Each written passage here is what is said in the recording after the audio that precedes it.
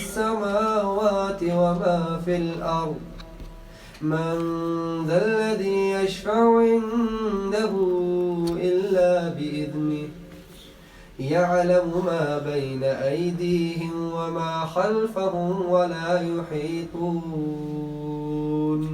ولا يحيطون بشيء من علمه إلا بما شاء وسع كرسيه السماوات والأرض ولا يؤوده حفظهما وهو العلي العظيم صدق الله العظيم. ما شاء Allah, takbir. Allahu Akbar. What a beautiful recitation there. Mr. Chapti not only performs nasheeds but also recites the Quran as well. MashaAllah, Mansoor, today's topic is regarding the final messenger Muhammad sallallahu alayhi wa sallam. Mansoor, it's important, isn't it, that we all have true love for our Prophet Muhammad sallallahu alayhi wa sallam? Bismillah ar-Rahman ar-Rahim. This is important. We have Ramadan, we have the Quran, and Alhamdulillah, this Ramadan we have Quran. Every month of Quran, the month of this Ramadan, we have fasting all the time. We have fasting, Tarawih namaz, we have fasting all the way to Shabbat, tomorrow morning for Quran. Ramadan always have Quran, we have truth, and the true believers, Muhammad sallallahu alaihi wasallam too. Inshallah, Jazakallah Mansoor, lots of messages coming through. A nasheed request, Ummati, please, by Brother Junaid, mashallah. A request has come through there, so inshallah, Brother Junaid will perform that for you. A message coming through on the radio phone from Palestine, mashallah. Ramadan Kareem, brother. Allah bless you and accept your efforts, inshallah. Ameen, ameen. Jazakallah for that message. Lots of messages coming through. Assalamu alaikum. We look forward to Mansoor praying. MashaAllah, he's one of your fans, I don't know who it is. MashaAllah, so many fans Mansoor has. Lots of messages coming through. Okay, before we perform nasheeds and fulfill everyone's requests, let's speak to our Sufyan and let's listen attentively. This is regarding the love we should have for Nabi sallallahu alayhi wa sallam, how we can become closer to our Prophet sallallahu alayhi wa sallam. Sufyan will give us a detailed explanation on how we can better our lives, how we can become closer to Almighty Allah by following the Sunnah of Nabi sallallahu alayhi wa sallam. So let's bring in Sufyan. Bismillah. Bismillah, alhamdulillah, wa salatu wa salam ala sayyidina wa nabiyyina wa habibina Muhammad wa ala alihi wa sahbihi wa sallam. Assalamu alaikum wa rahmatullahi wa barakatuh, dear respected listeners and viewers around the world. Alhamdulillah, it gives us great joy to witness the day 4 of the 3rd edition of our Ramadan radio on Al-Imdad Radio, alhamdulillah. Only through the grace and blessings of Allah subhanahu wa ta'ala. And the fact that 3 fasts have already gone, 4 tarawihs have already been finished. Today we will be commencing and completing our 4th fast and starting our 5th tarawih inshallah. And based on which tarawih you are performing, you've probably reached already a 6th or 7th juz or so of the Quran, and it brings us to the question again: have we made the most of the time that we've had so far, or have we not? If we haven't, then we still have the majority of Ramadan left. Let those days be better than the ones that have passed. Inshallah ta'ala, ameen ya Rabbil Alameen. During this blessed month of Ramadan, amongst the various core topics that we discuss, amongst the various core subjects that we have, and amongst the various tasks and goals that we have, one of the biggest things that we have is to work on our iman, is to become closer to Allah subhanahu wa ta'ala, to become a better Muslim, to become a person whose life is more enshrouded by the Quran and by his beloved Rasul sallallahu alayhi wa sallam, being the way that Allah subhanahu wa ta'ala wants us to be, to become more beloved to him, and to reach the higher level of iman that we had before. And yet this iman is something that cannot be attained until you love our beloved Prophet Muhammad sallallahu alaihi wasallam more than everything else in known creation, more than your parents, more than your family, and more than yourself. That is the hadith that our beloved Prophet Muhammad sallallahu alaihi wasallam told us himself. In the very opening pages of Sahih al-Bukhari, you will read that the Rasul sallallahu alaihi wasallam will say that La yu'minu ahadakum, that none of you believes, meaning none of you will have true iman until akuna habba, I become more beloved to them than your parents, your family, and even to yourselves. Until we do not love the Rasul sallallahu alaihi wasallam more than ourselves, we will never have true iman. So the gateway, the route by which inshallah this Ramadan we also need to attain iman and attain closeness and attain the love to Allah subhanahu wa ta'ala, to become the walking Quran, is by loving and becoming and emulating our beloved Prophet Muhammad sallallahu alaihi wasallam. And only when you have that true love can you really emulate him in the truest sense. What is it to love our Rasul sallallahu alaihi wasallam? We all say, but is it lip service or is it a service from the heart? That's what we need to ask ourselves. And who is this Rasul sallallahu alaihi wasallam? Do we even know him? Because if we don't know him, how can we possibly love him? How can we possibly love him to the extent that he deserves to be loved, to the extent that it's fard for us to love him? Most of us unfortunately don't know him well enough to even describe him to a person that doesn't know who he is, that has seen a distorted version of him, that has seen a distorted depiction of him. Most of us have lived our lives to the extent that when we see a false depiction of him, we will be upset and we will start to be angry and react in various ways. But the one thing that we should be doing to show his true depiction, we are unable to do that because we don't even know what his real depiction is. We can't describe how he looked, how he talked, how he walked, how he acted. Yet we say we follow the Quran. But when you ask his blessed wife, Aisha radiallahu anha, she will say, "Kana khuluquhum al-Quran," that his character, his attitude, his personality was the Quran. In other words, he was a walking, talking, living Quran. How could we even know the Quran if we don't know him? How could we go through to Allah subhanahu wa ta'ala if we don't know him, if we don't love him, the one who Allah chose for us to know him by? All of humanity and the most amount of humanity will know Allah through this blessed being more than any other human being, more than any other creature, more than any prophet. That's our beloved Prophet Muhammad sallallahu alaihi wasallam. He is the being through which the Quran came to us. The final guide, the final kalam, the most beloved kalam of Allah subhanahu wa ta'ala came to us through him. Because his heart, as we mentioned the other day, was the only thing strong enough to yield the words of Allah subhanahu wa ta'ala. That is our Rasul sallallahu alaihi wasallam. And he is the one who, not by force, but by choice, chose to strive and suffer so we could get the deen, so we could be saved. He is our hero. He is the ultimate superhero that spent his every moment, his life, dying to save us, and died saving us, and lived saving us, and now to this date saving us. In the beautiful hadith he says that his life is good for us. Hayati khayrukum wa mati khayrukum. My life is good for you and my death is also good for you. Meaning in life and in death, he is dedicated to one thing, to bringing goodness to us, to bringing salvation to us. Even at this moment, we have no idea what he is doing for us and what he is yet to do on that day of Qiyamah, when prophets will fear, he will say near. That is our Rasul sallallahu alaihi wasallam. And yet, do we love him? Do we become of those people who will make something our favorite just because it's his favorite? That's because that's what love does to you. If you want to assess how much you love the Rasul sallallahu alaihi wasallam, then look at whether his thoughts, his likings align towards your likings. Find something which he loves and see how you feel about it. Do you now start loving it because he loved it? Because that's the essence of true love. We see young men, the strongest, the most boldest, the ones who walk with their chests out. They fall in love with a girl. They get married and they say the statement, "Nikahtuha wa kabiltuha." The first part, I take you in my nikah, I'm marrying you, basically. Second part, wa kabiltuha, and I accept. And for the rest of his life, he continues saying what? Kabul hai, kabul hai, kabul hai. Whatever she says, kabul hai. That's what happens to the strongest of us. But then what happens when he grows up his entire life loving a particular flavor of ice cream? He will have debates with his friends when he goes to his nearest dessert shop about which flavor of ice cream is the best.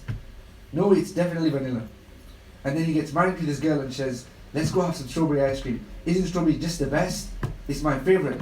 "Really? Mine too." Straight away. Just because she likes it. Her favorite becomes his favorite because he loves her. But then what about the Rasul sallallahu alaihi wasallam? when he loves something. When he loves olives, for example. Or when he loves olive oil. Or when he loves vinegar.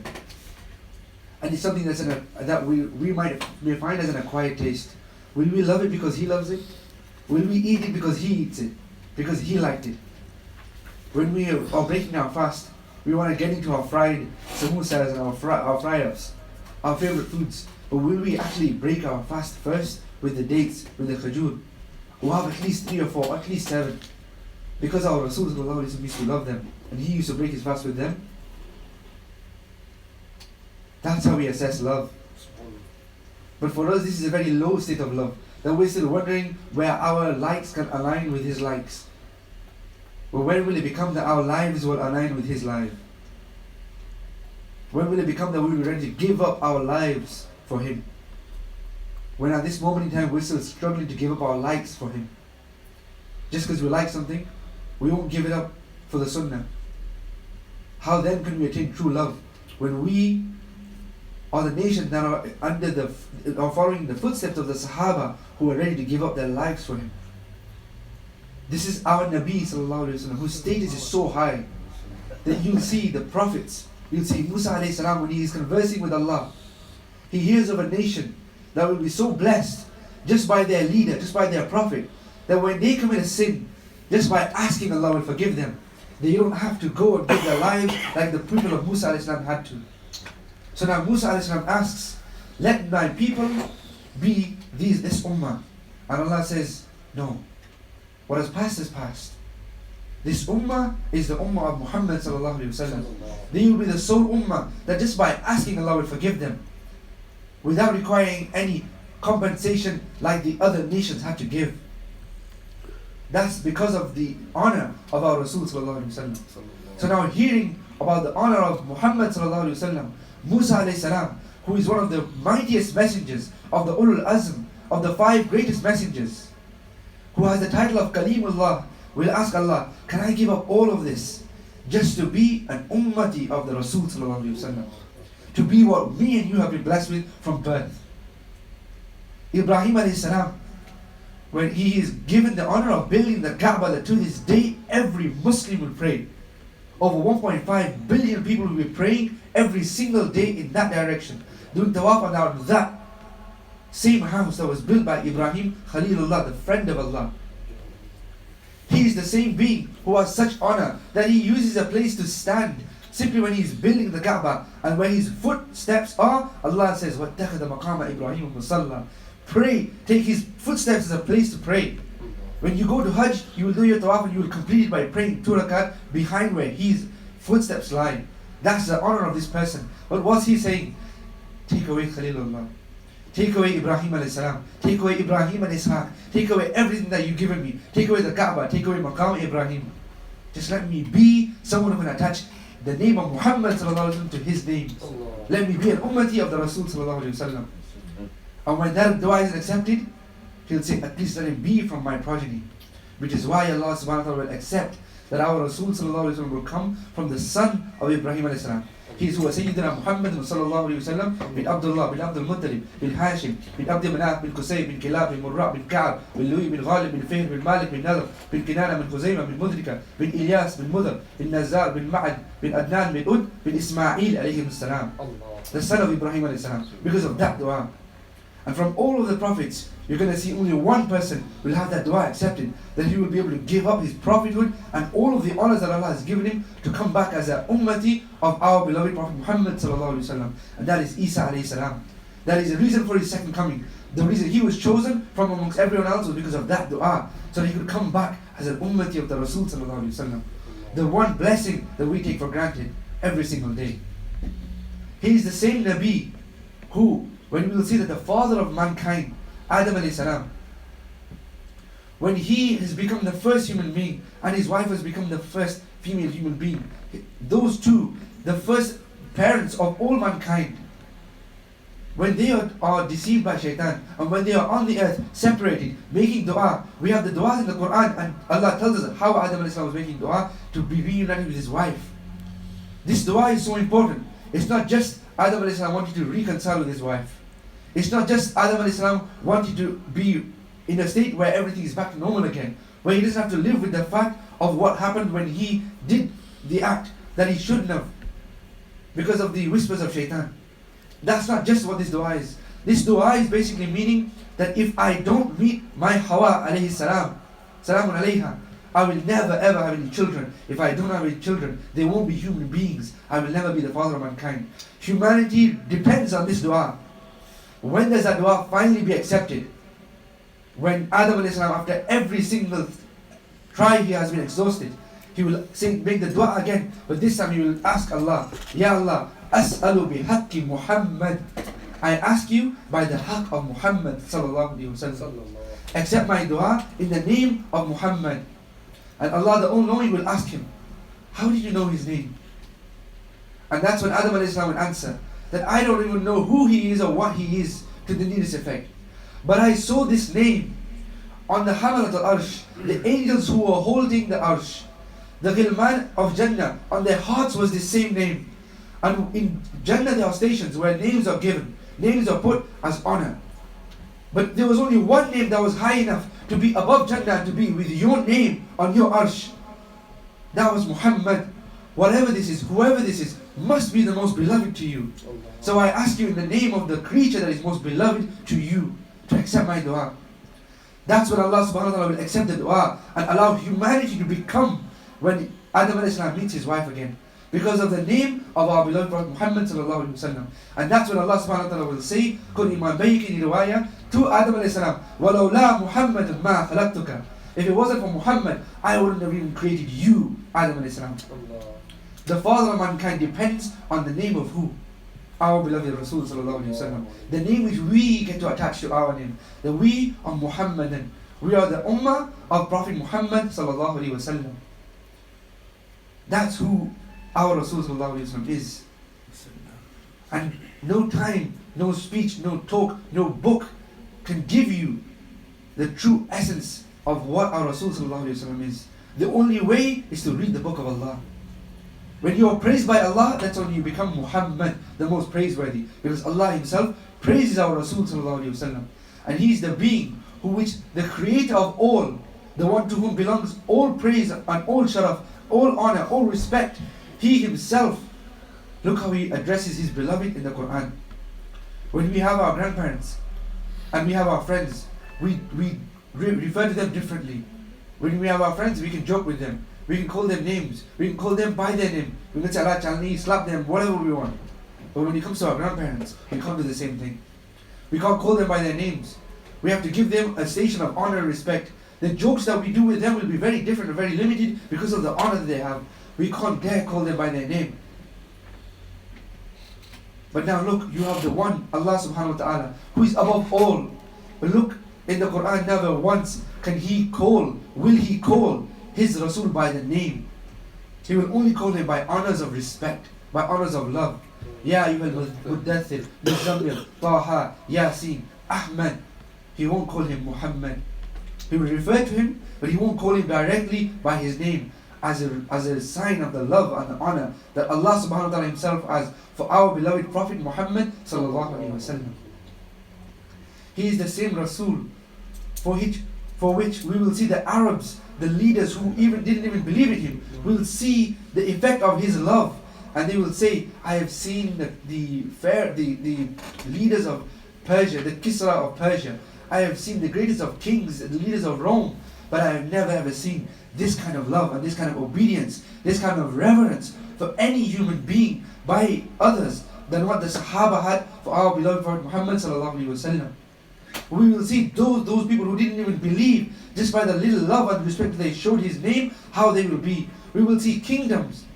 We will see Heraclius, whose kingdom will be protected as a result of the honor that he gave just towards the letter of the Rasul sallallahu alaihi wasallam. And we will see kingdoms fall just because of the way they tore up and disrespected the letter of the Rasul sallallahu alaihi wasallam. When we look towards the Sahaba, we will see how they loved our beloved Prophet Muhammad sallallahu alaihi wasallam. When we have Sahabi like as the Thawban radiallahu anhu, who simply his day is incomplete, whose day is a mess, whose day is chaotic, whose day is in a state of sad emotion. Happiness can't be felt until he sees the face of our beloved Prophet Muhammad sallallahu alaihi wasallam. He has to come and just look at our beloved Prophet Muhammad sallallahu alaihi wasallam. When he sees that beautiful face, his day is complete. His happiness is now in motion. When one day he sees himself and he is very, very sad. And our beloved Rasul sallallahu alaihi wasallam sees him, and being the heart that he was, he can never leave any heart to be upset without going and asking them what is wrong, going and making them in a state of joy and happiness. The sadness of others was his sadness. He goes and he asks, and the Sahabi tells him that every day I come just to see your face, but a day will come that I might not even be able to see you. And a time will come when in the Akhirah, if I make it to Jannah, that's if I make it, you will be on such a high status, I might never see you. What will Jannah be of use if I can't see you? That's when Allah will reveal the ayah of those people who love the Rasul sallallahu alaihi wasallam will be with him. When our beloved Rasul sallallahu alaihi wasallam tell us in the hadith, Al-mar'u ma'a man ahabba, that a person will be with whom he loves on the day of judgment. On that day, we will have Sayyidina Anas bin Malik radiallahu anhu who will tell us that there was never ever a day that they were more happier than that day, just because they heard that by loving the Prophet sallallahu alaihi wasallam they will be with him. You remember the Sahaba witnessed days when they have been given 10 in a go, we have been given glad tidings of guarantee towards Jannah.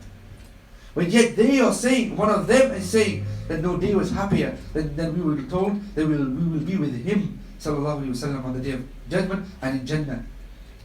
May Allah subhanahu wa ta'ala make us of all of those people who will be with our beloved Prophet Muhammad sallallahu alaihi wasallam in the Akhirah, in this world, in the Qabr, and in Jannah to those. Ameen ya Rabbil Alameen. That's who our Rasul sallallahu alaihi wasallam is.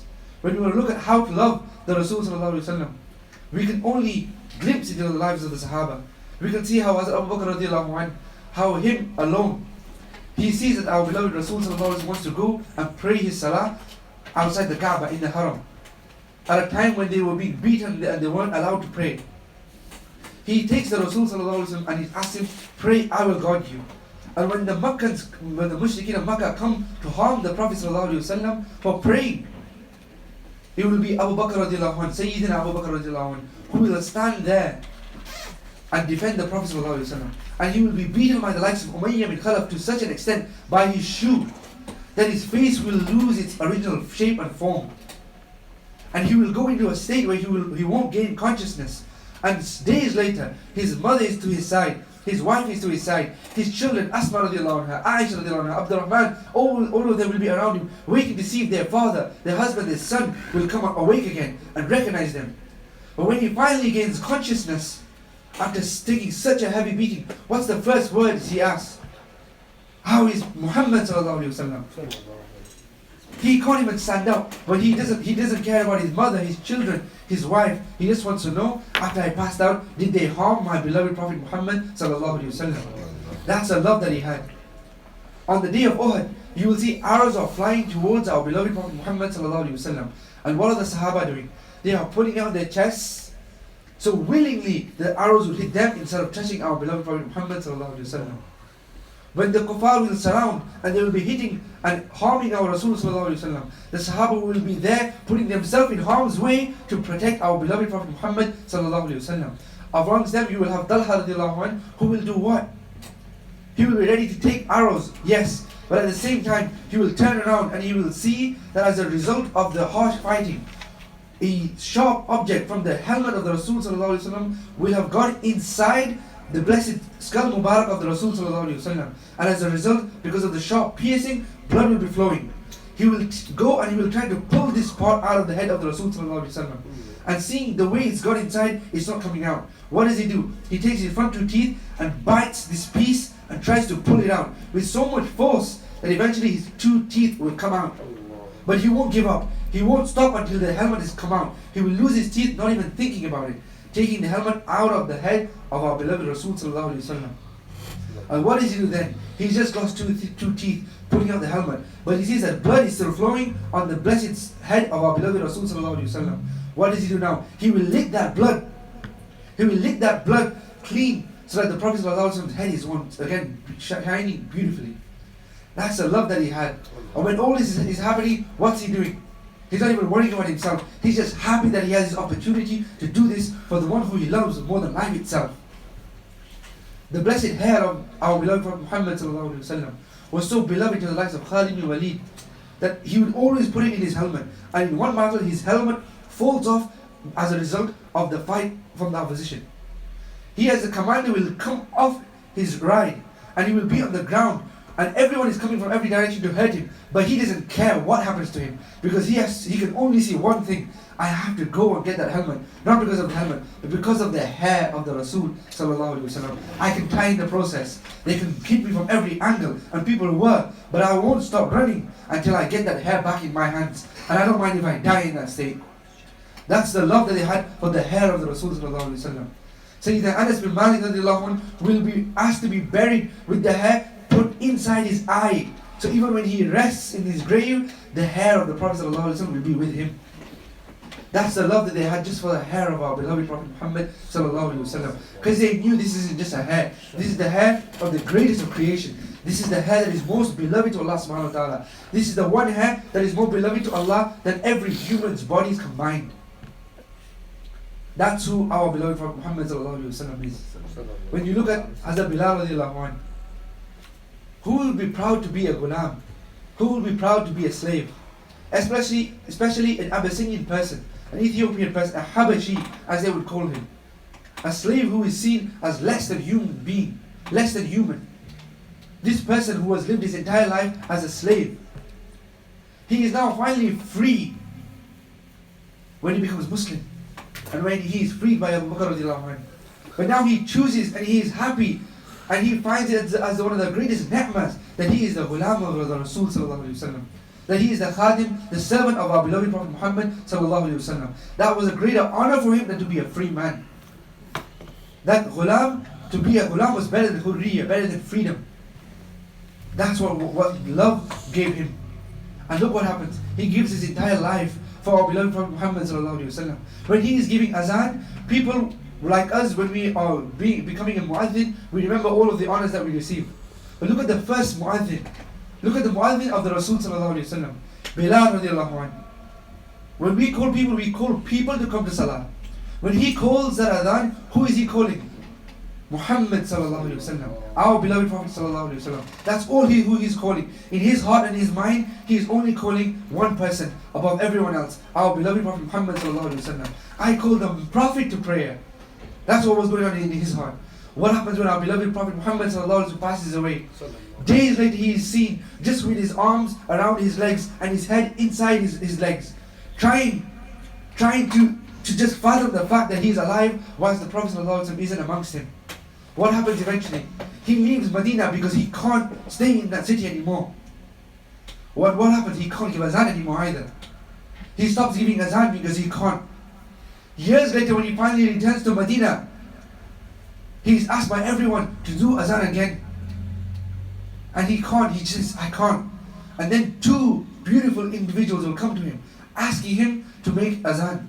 Hassan and Hussein radiallahu anh, the beautiful grandchildren of our beloved Prophet Muhammad sallallahu alayhi wa sallam. And when they ask, he can't say no, simply out of the love of the Prophet sallallahu alayhi wa sallam, who he served, who would never ever upset his blessed grandchildren, who he loved so much. The same grandchildren who, when he is in sajda, can climb on top of his back, but he will prolong his sajda just so that they could get enjoyment.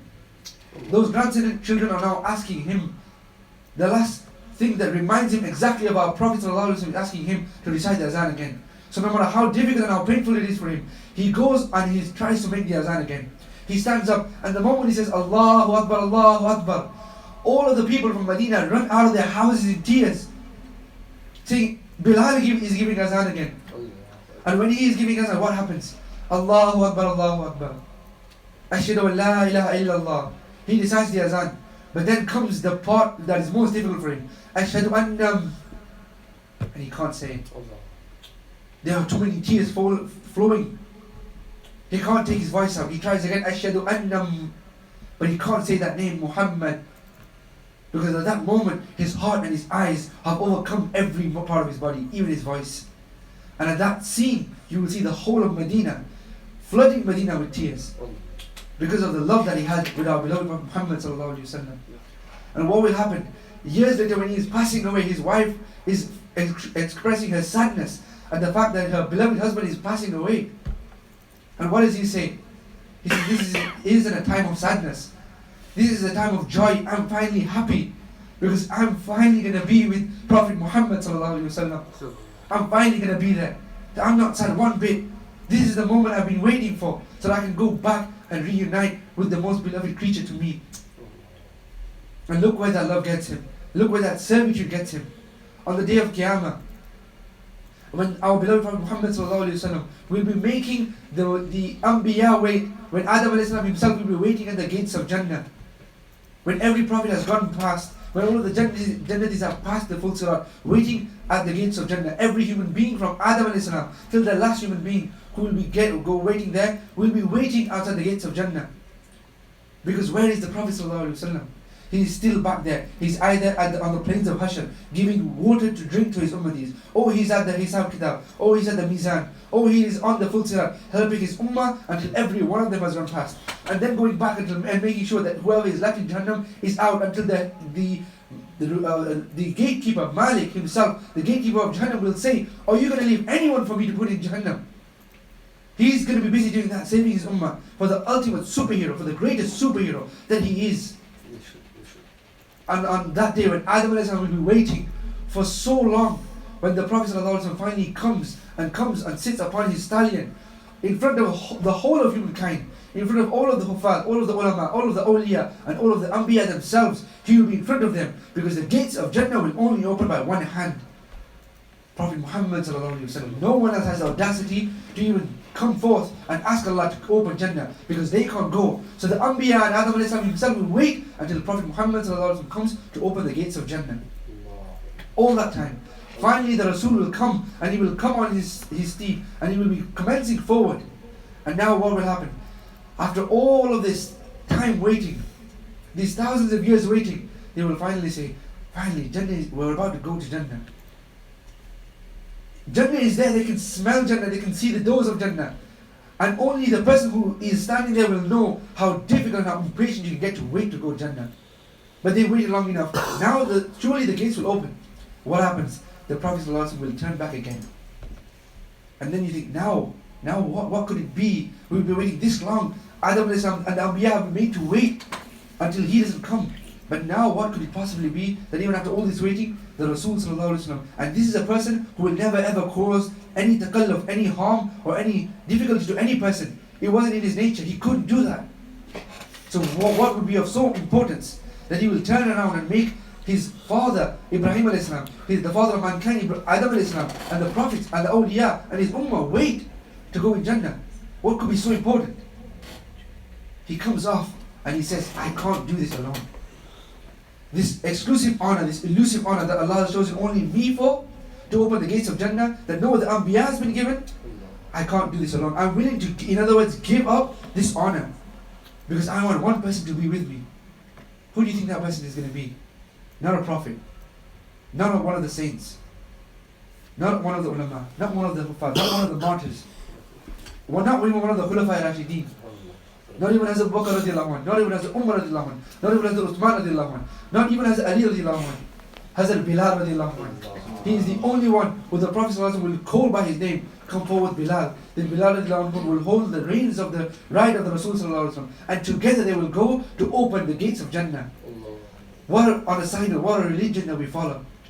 That an Ethiopian, Abyssinian black man will be the one who is greater than all humankind to open the doors of Jannah for all of humanity, prophets included. Allah. What statement is there in the world that can deter racism better than this? That all of humanity, regardless of who you were, what you were, or how you looked, you will be waiting when that one black man is chosen and shown his greatness above you to open the doors of Jannah with the grace of creation. That's what the love gets you. Look at the love that our Sahaba had for our beloved Prophet Muhammad sallallahu alaihi wasallam. Look at Abdullah ibn Umar radiallahu anhu. Look at the way he emulates the Prophet sallallahu alaihi wasallam out of the love that he had. One time the Sahaba are walking, and they see that Abdullah ibn Umar radiallahu anhu is going to lead them for a short period of time. He's going to go walk away in a distance, and he's going to kneel down and sit in a particular posture, and he's going to stand up and he's going to come back. And the Sahaba have asked him, what is this strange gesture that you've just done? You walked away from the crowd, you went into that corner, you just kneeled down, stood up and came straight back. Why did you do this? And then he'll say, one time when we were traveling, I saw our beloved Prophet Muhammad sallallahu alaihi wasallam go there and answer the call of nature. I want you to emulate even that one act. So I went and sat down in the same position, in the same place. Where do we find love like this?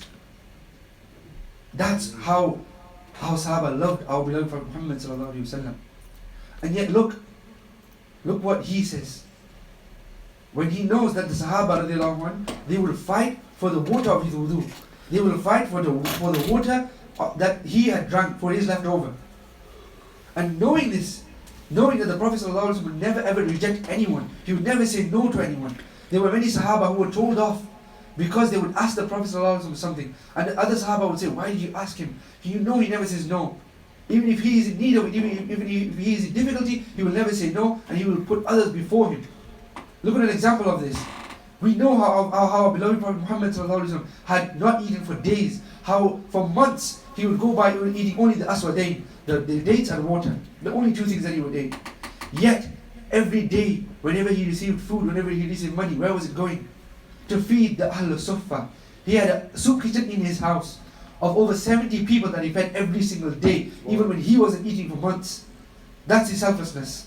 So now when a person asks him for something, you know that he will never decline this request.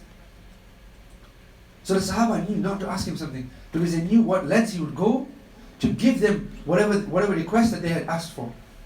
So now look, when he is drinking this water, he knows that the Sahaba want this water. How would he ever say no to them? But now on this one occasion, he's going to take this cup and he's going to spill the cup back into the well of Zamzam.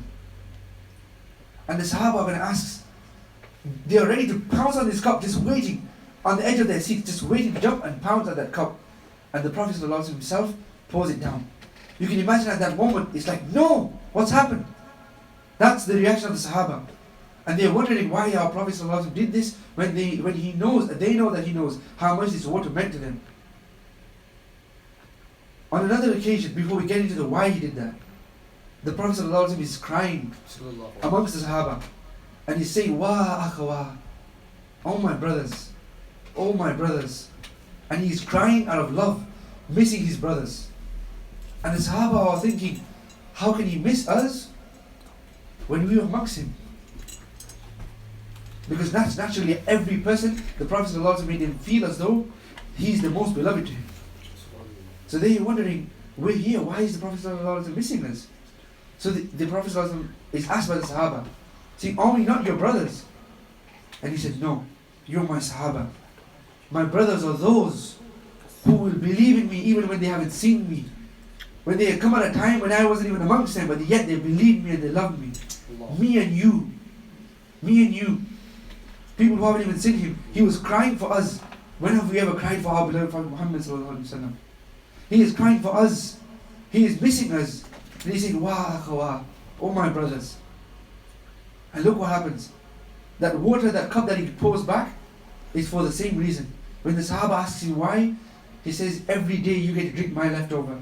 But what about my ummatis who will come after me, who will love me and who will still want to drink my leftover? So from now I poured my leftover back into the well. So from now on, whoever drinks from this well isn't just drinking Zamzam, they are drinking my leftover. That's the beauty of drinking Zamzam. You're not just drinking Zamzam, you're drinking the leftover of our beloved Prophet Muhammad sallallahu alaihi wasallam. That's the love that he had for us. He thought about us then. We know how he used to do a qurbani every year. When it comes to Eid al-Adha, he would make a sacrifice for his beloved wife, Hazrat Khadija radiallahu anha, for himself. But guess what? He even used to do one for us, to ask Allah to forgive us. And look, a question that was posed to me a few days ago. When a person asked, look at the hardships that our beloved Prophet Muhammad sallallahu alaihi wasallam, that the greatest of creation had to endure. And he said, I believe in Allah, I believe in Islam, I believe in the Prophet sallallahu alaihi wasallam.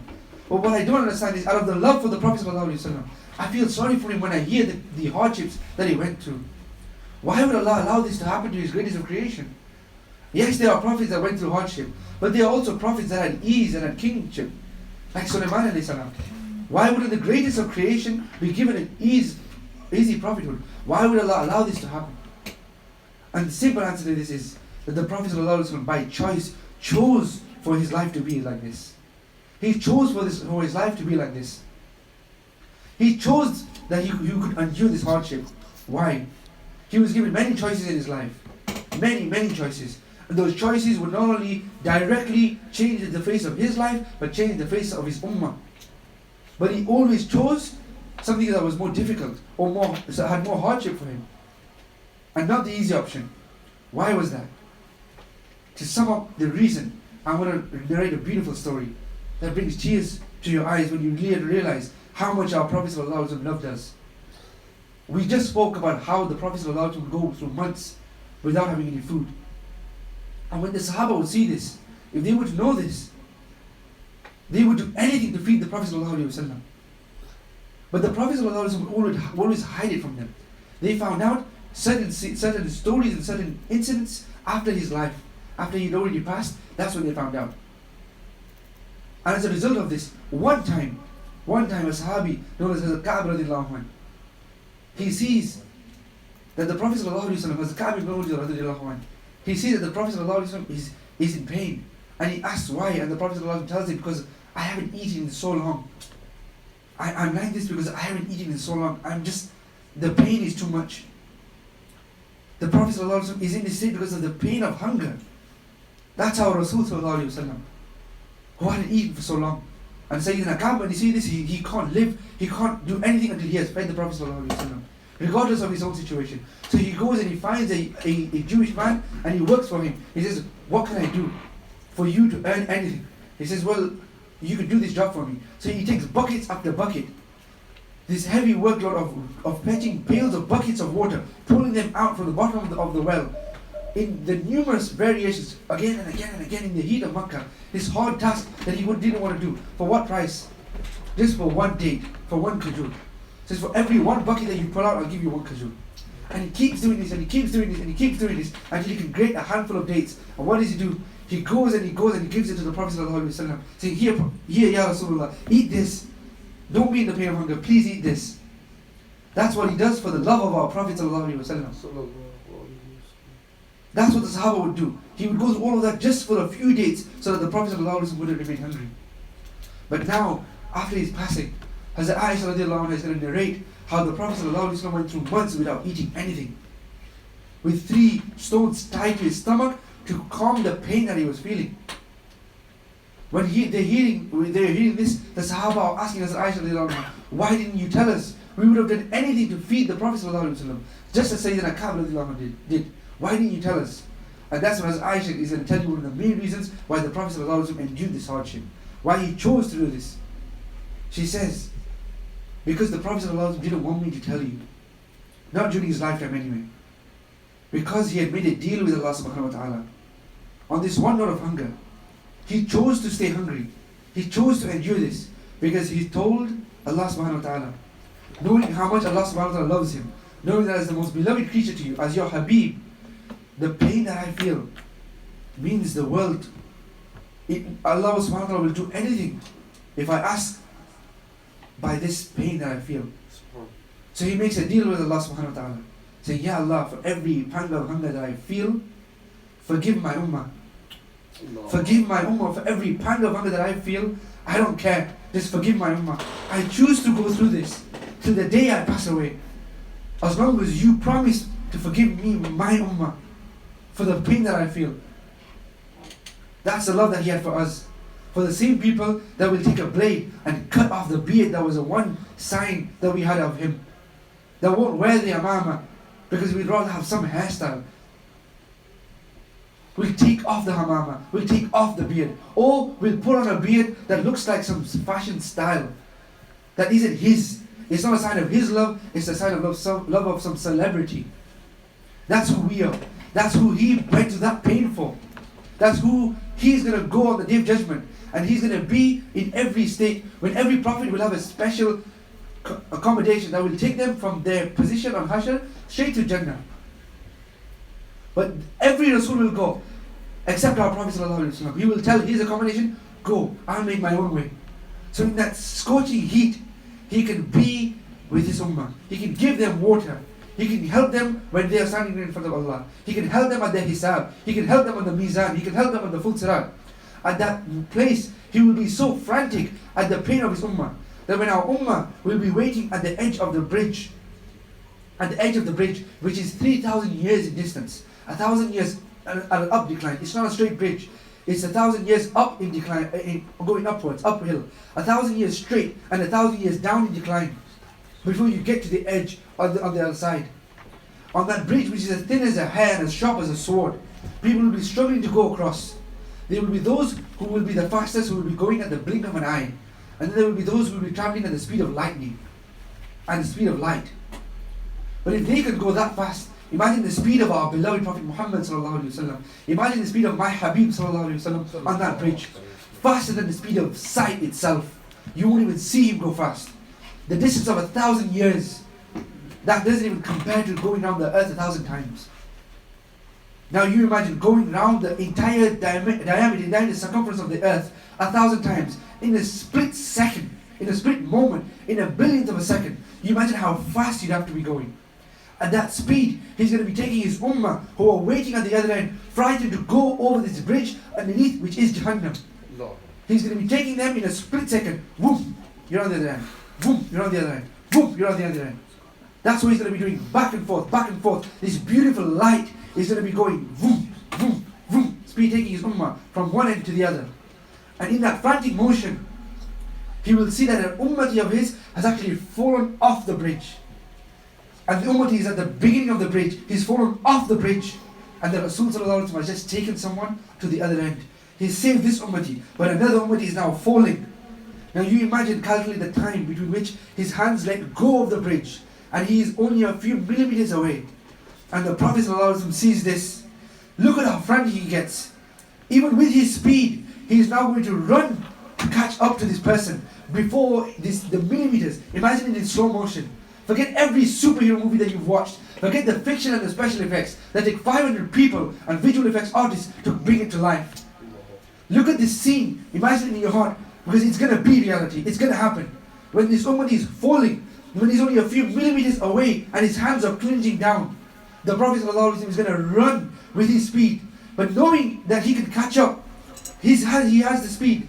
Knowing he can catch up, he'll be so frantic that he won't even see where he's putting his foot. And he won't step on full sirat. He will step on Jahannam. And his blessed foot will feel the heat of that flame. Because he won't even see where he's stepping, just in the franticness to rush to his ummati. And as a result, Jahannam itself will lower itself so that the Prophet's foot doesn't feel this heat. But yet he will be ready to bend his foot in the worst of fires for us, for that one ummati.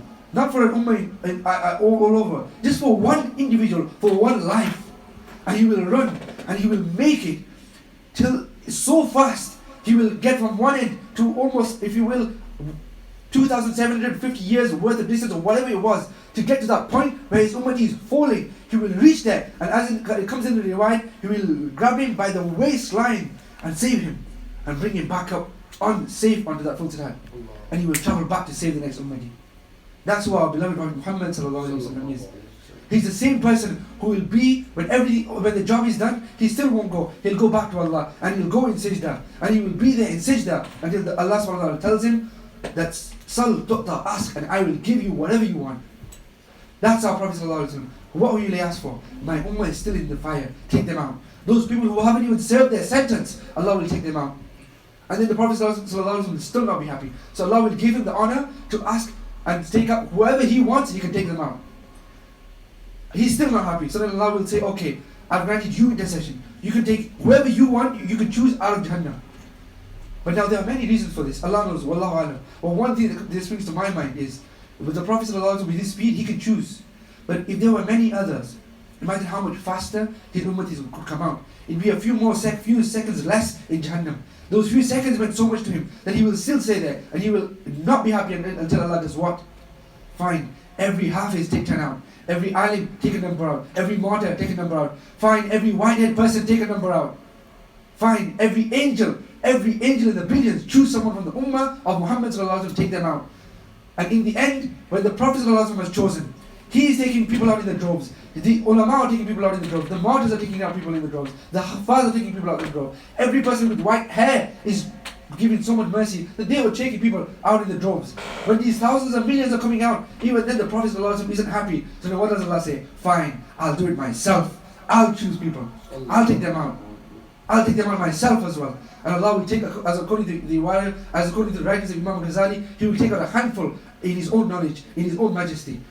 And then the Prophet ﷺ will be happy. When not even a person with a mustard seed of Iman will remain in Jannah. Not even that much. They will be in Jannah. Ready. That's when He will go and He will open the gates of Jannah.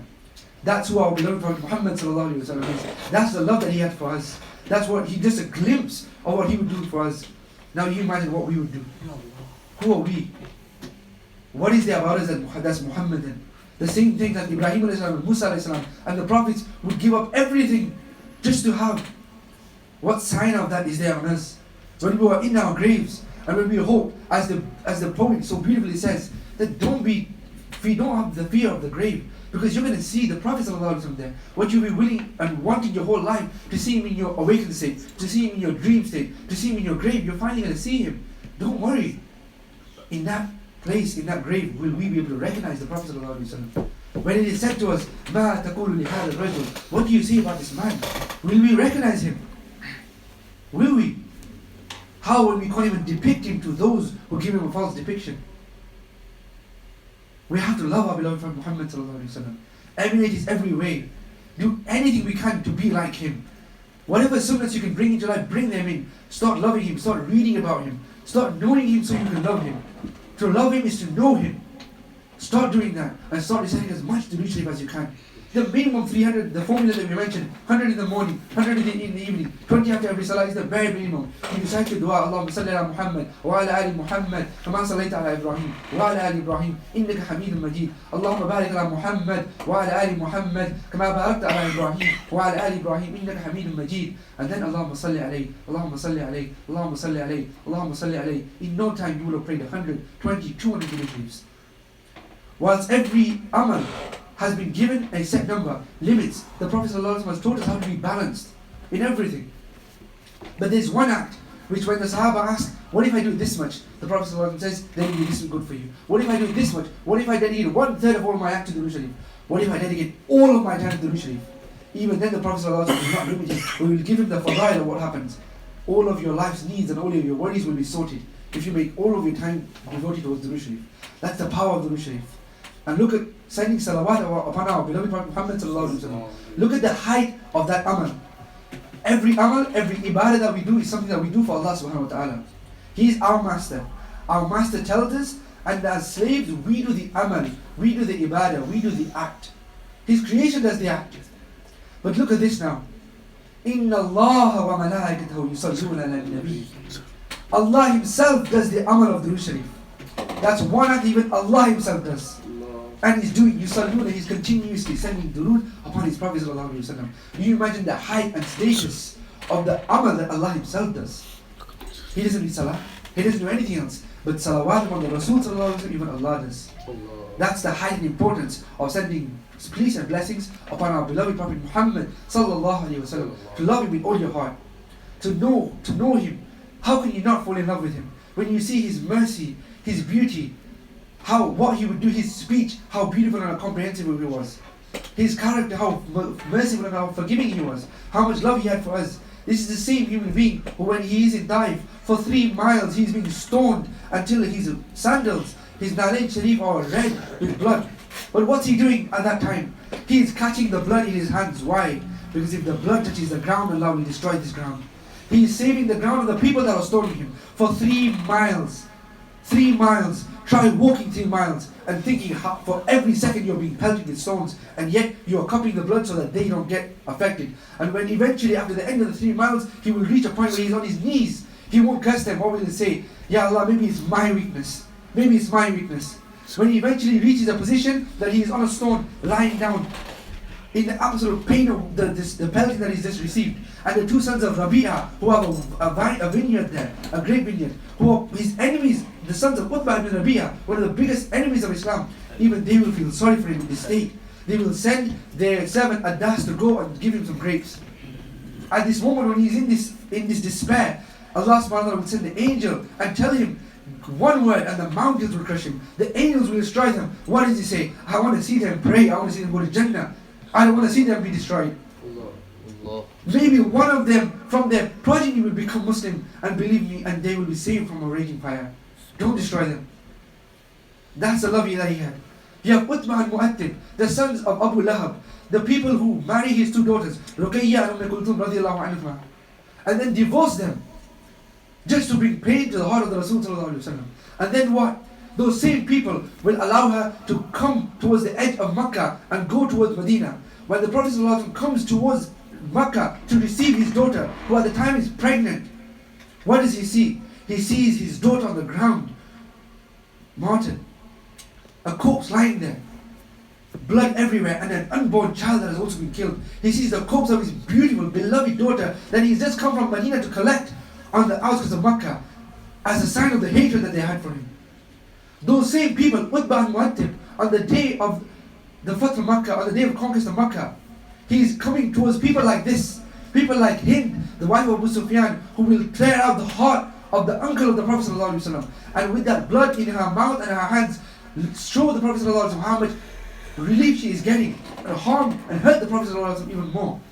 Wahshi, the person who will throw the spear upon the uncle, these people will be there facing him. But when he enters Makkah, the Sahabi who has been given this blessed month of Ramadan, let's not forget, in the blessed month of Ramadan, according to the majority opinion, on the 10th, they were going to be coming into Makkah on the conquest of Makkah, fasting. They're going to be coming in, and one of the Sahabis, after all of the years, after 13 years of pain in Makkah, after 10 years of pain in Medina, they are finally getting their homeland back. What happens? He comes and he says, he's been promoted as the flag bearer. He says, Al-Yawm Yawm al-Malhama. This is a day that we subdue those people and overcome them for what they did. This is a day of victory. What does the Prophet ﷺ say? He demotes him straight away. He lifts his head that is down on the ground, so he doesn't have any fakr or takabbur or any arrogance towards his victory. He puts his head down. He raises his head and he demotes this person for saying this. And what does he say? This Sahabi had said, Al-Yawm Yawm al-Malhama. The Prophet ﷺ says, Al-Yawm Yawm al-Marhama. This is a day of mercy. It's not a day of victory. It's not a day to subdue anyone. I haven't come to do that. I have come to give mercy. He gives mercy to all those people. And when the people are coming towards him, he says, Utbah and Mu'attib. And the Prophet ﷺ takes their hands specially. And everyone knows that they deserve a special punishment for what they did. Because the Prophet ﷺ treated them like sons when they were married to his daughters. And they divorced his two daughters. He had to see the corpse of his daughter because of the hatred that these people have shown him. What does he do? When Utbah and Mu'attib come to ask for forgiveness, to ask if they can be Muslim, what does he do? He shouldn't give them a chance. He should take some kind of action against those people who did this to him. What does he do? He grabs their hands, he pulls them towards the Kaaba, and he goes and he holds the cloth of the Kaaba and he says, Shukr to Allah, thank you so much. He makes gratitude to Allah. He thanks Allah, and he says to Allah, I'm grateful to you for returning my sons to me again. Allah. He calls them his sons, saying, thank you so much for giving me my sons back. The same people who did all that to him, thank you so much. After all these years, they're still my sons. On the battle of Uhud, the same incident we talked about before, when Talha radiallahu anhu is taking the helmet out of the blessed head of us, beloved Prophet Muhammad sallallahu alaihi wasallam, when he is bleeding, when they are hitting him, and when they are hurting him, when his teeth are falling out, what does he say? Ya Allah, please don't hurt them. They don't know me. If they knew me, they wouldn't be doing this. He's praying for those people. If they knew me, they wouldn't have done this. That's the mercy and the personage of our beloved Prophet Muhammad sallallahu alaihi wasallam. The best husband, the best father, the best son, the best brother. Look how he treats his sister, Shayma radiallahu anha. When he comes, he takes his cloth, his own garment, he takes it off, he puts it on the ground and says, I don't want the dust of the sun to touch my sister. And she was only a foster sister, yet he treated her with so much love. When Ayman, when Fatima, Barakah, when she treats the Prophet ﷺ as a son, when she passes away, what does he do? He sleeps in the grave and he says, Ummi ba'da ummi. She's my mother after my own mother. So he sleeps in the grave so that the grave cannot squeeze her and harm her. Look at the love he has for everyone. Look at the love that he had for his wife, Hazrat Aisha radiallahu anha.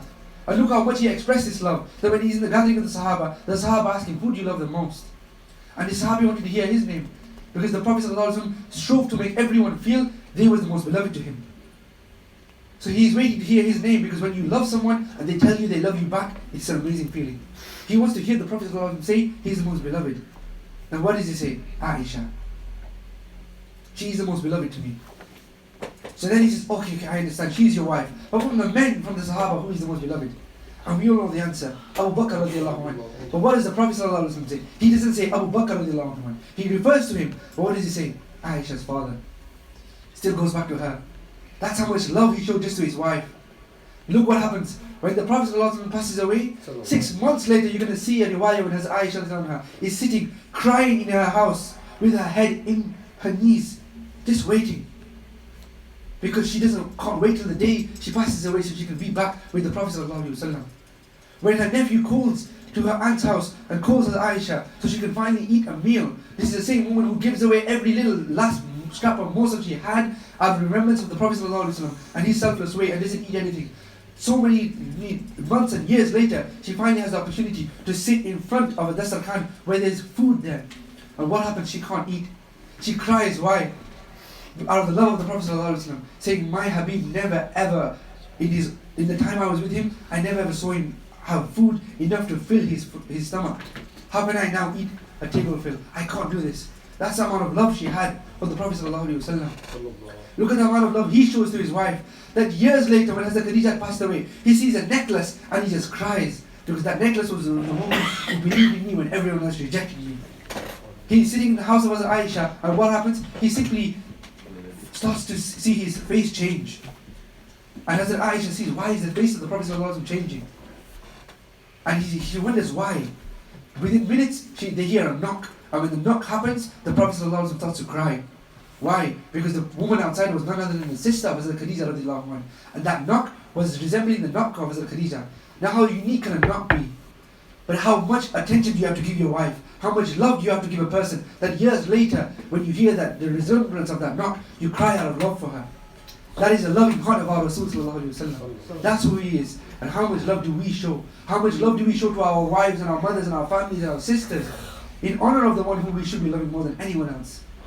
The one fast track to Jannah is no other way than to love our beloved Prophet Muhammad sallallahu alaihi wasallam, to pray Durood Sharif upon him, to pray Durood Sharif upon him, to learn about his blessings, to learn about his beauty, to read the Shama'il Tirmidhi. It's available online, it's available in English translation. A simple book that is easy for everyone and has an easy commentary by Hazrat Shaykh Zakariya Rahmatullah Alayhi, the author of Fazal A'mal, that will tell you every single attribute of our beloved Prophet Muhammad sallallahu alaihi wasallam, every liking that he had. Every one of us should read that book. And I pray that inshallah Allah subhanahu wa ta'ala grant us all the true love of our beloved Prophet Muhammad sallallahu alaihi wasallam. In completing, I would like to recite a short poem in honor of our beloved Prophet Muhammad sallallahu alaihi wasallam, in honor of the Rasul sallallahu alaihi wasallam that we should be loving. This poem is in honor of his birth and the sacrifice that he has given towards us. Bismillahirrahmanirrahim. I request everyone to recite one Durood Sharif for our beloved Prophet Muhammad sallallahu alaihi wasallam.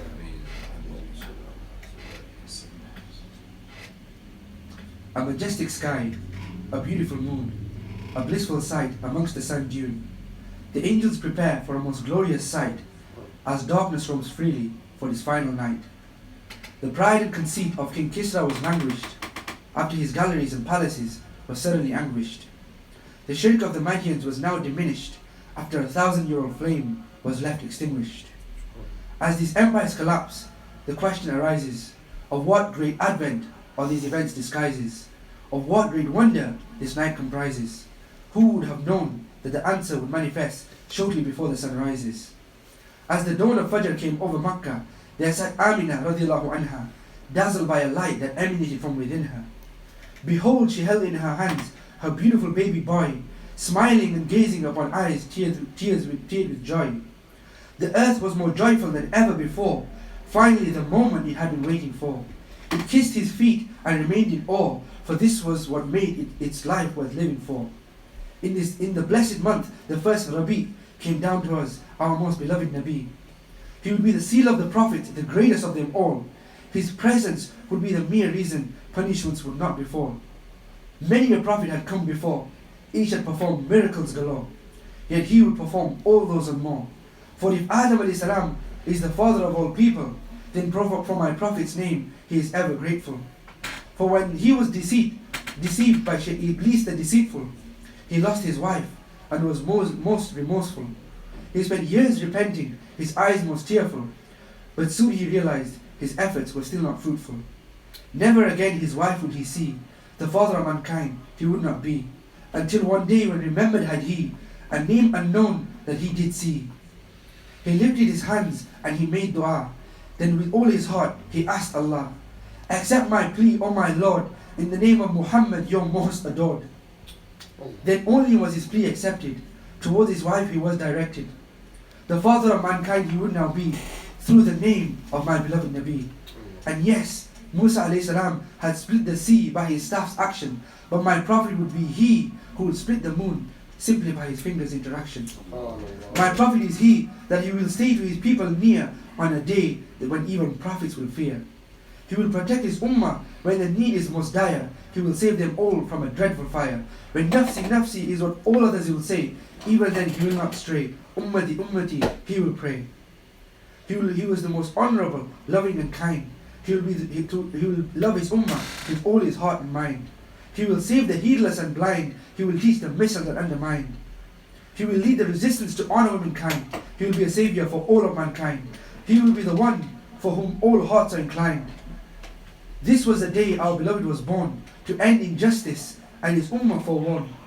To all this joy, time would now testify. The earth would now give out a cry. Looking up, it would tell the sky. For years you boasted of your greatness, your stars, your sun, your utmost brightness. But now my earth holds up the messenger's feet. How then will you possibly compete? The earth was pleased with its exalted fate, and history smiled as it marked its most beloved date. Yet as we stand here today and gaze up to the sky, we can't help but envy and sigh. We fail to perform even the earth's cry.